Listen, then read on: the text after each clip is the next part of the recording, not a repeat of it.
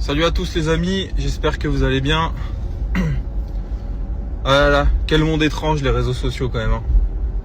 C'est très étrange ce monde-là.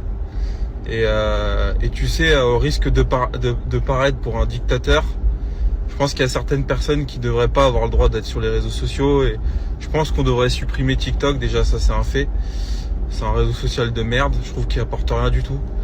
En plus c'est pas un réseau, tu vois, il y a des réseaux, bon, ça apporte il y a un intérêt professionnel, tu vois, mais TikTok, moi je l'ai expérimenté, c'est zéro à part se faire insulter toute la journée, ça sert à rien du tout. Mais là n'est pas le débat. Je voudrais rebondir rapidement sur effectivement le vol de ma Clio 4RS qui a eu lieu samedi. Je vais vous expliquer un peu le contexte déjà pour que vous compreniez, et ensuite je répondrai il y a eu deux accusations, si je puis dire, et je vais pas me justifier, enfin c'est un peu de la justification finalement. Mais je vais quand même vous expliquer 2-3 trucs. En fait, il se trouve que vous le savez, on a un gros problème de place à Villebon parce il y a beaucoup de voitures, que ce soit sur Gabriel ou Transac, et il nous arrive parfois le matin.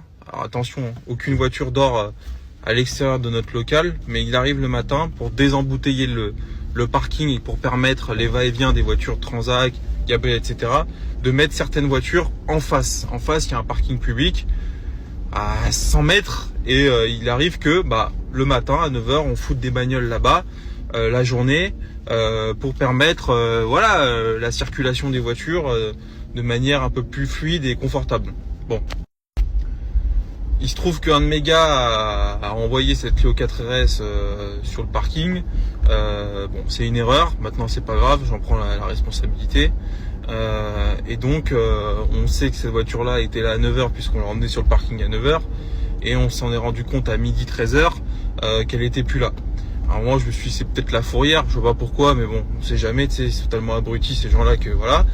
Et en fait on a trouvé le petit carreau là, vous savez, qui est à l'avant là le petit carreau au niveau de la portière conducteur brisé par terre. On a compris tout de suite qu'on se l'était fait voler, mais surtout pourquoi on est allé à 13h la récupérer, c'est parce que j'avais une visite sur cette voiture à 16h, et je veux vous mettre la capture d'écran de la conversation pour ceux qui disent coup d'assu. Donc voilà, ça c'est le contexte. Là je vais à la gendarmerie pour porter plainte. Il y a déjà eu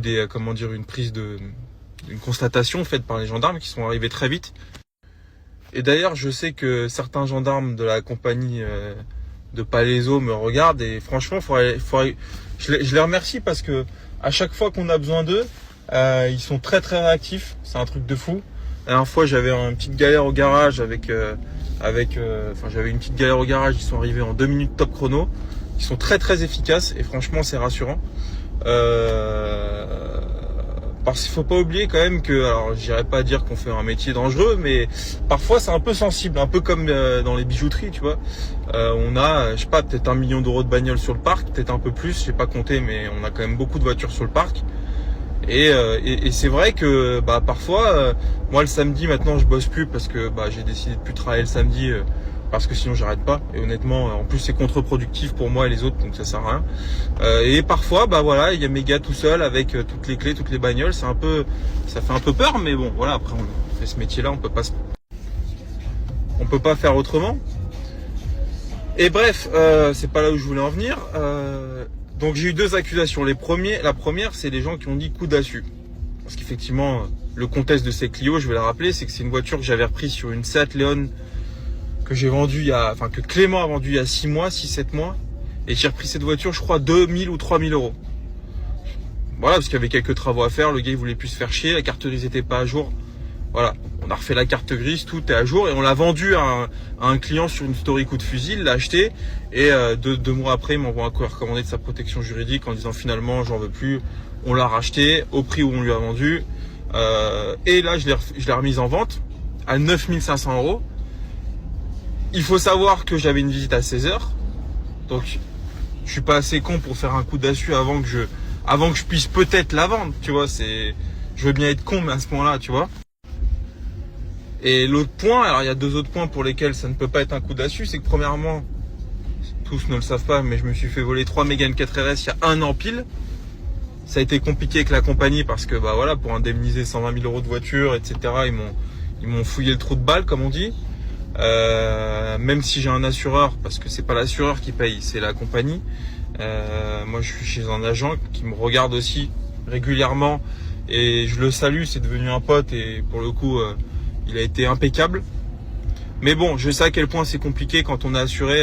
Tu sais, voilà, c'est au moment de l'indemnisation qu'on sait si on est bien assuré. Mais je vais pas prendre le risque de me faire sauter de la compagnie pour une Clio RS à 9000 balles. Je m'en fous, la caisse, elle me revient à 3000 euros. La perte, elle est de 3000 euros. Le manque à gagner, il est de 5000. Mais je suis pas assez con pour voilà. Et à tel point, je vais vous dire jusqu'où ça va. C'est que je pense même pas que je vais le déclarer à l'assurance, le vol de cette bagnole.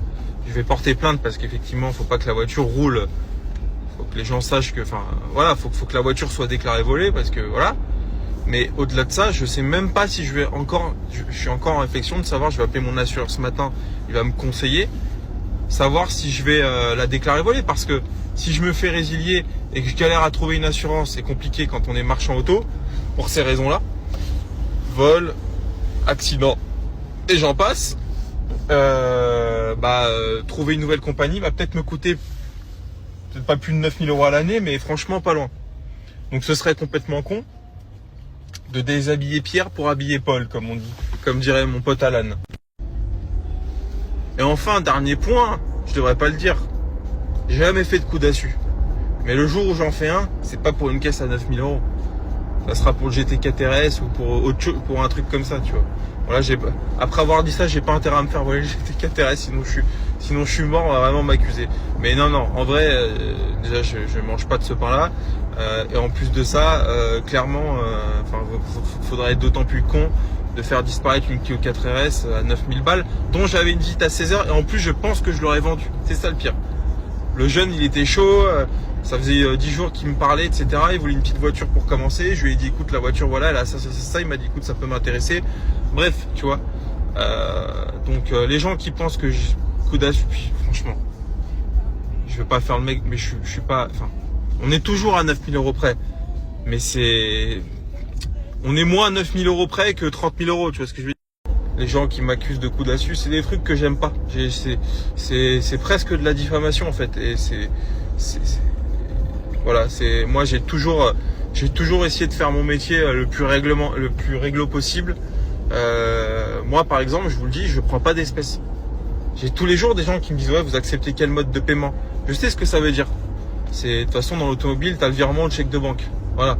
C'est pas. Et moi je dis, écoutez, moi je prends de l'espèce à hauteur de 1000 euros. C'est la loi, c'est comme ça. Allez, je vais vous faire une petite confidence, on peut pousser jusqu'à 2000. Je prends la compte en espèces et sur règlement total, je reprends 1000. Mais c'est le maximum parce que moi l'espèce, j'en fais rien. J'ai pas de train de vie. L'espèce, c'est les mecs qui vont s'acheter des fringues toute la journée. Moi je m'en bats les couilles. Moi mon train de vie, c'est voilà, je suis pas. Et comment dire, moi l'intérêt c'est que ma boîte elle fasse les meilleurs bilans possibles pour que je puisse acheter de l'immobilier, pour que je puisse m'enrichir en fait. C'est pas en prenant 1000 balles d'espèces comme ça qu'on s'enrichit réellement. Alors oui, on peut aller un peu plus au resto, etc. Mais vraiment j'en ai pas besoin. Donc je le dis, je suis quelqu'un on ne peut plus honnête. Et puis moi ce que j'aime c'est dormir sur mes deux oreilles. Le jour où j'ai un contrôle fiscal, et je vais en avoir un parce que c'est cyclique, hein, c'est tous les 3-4 ans, bah je suis carré. Voilà madame, monsieur l'inspecteur, voilà mes comptes, t'es carré, t'as les félicitations, c'est incroyable d'avoir les félicitations dans ces moments-là. Donc voilà, les amis, c'était la petite story. Enfin voilà les amis, c'était le petit message par rapport à la Clio. Et puis voilà, pour les commentaires méchants que j'ai eu, je m'en fous. Enfin de toute façon ça c'est devenu quotidien et ça m'affecte mais absolument plus. Mais c'était surtout pour répondre au mec qui a dit coup d'assu, parce que c'est des choses que j'accepte pas. Enfin voilà, les amis, bonne journée à tous, bonne semaine.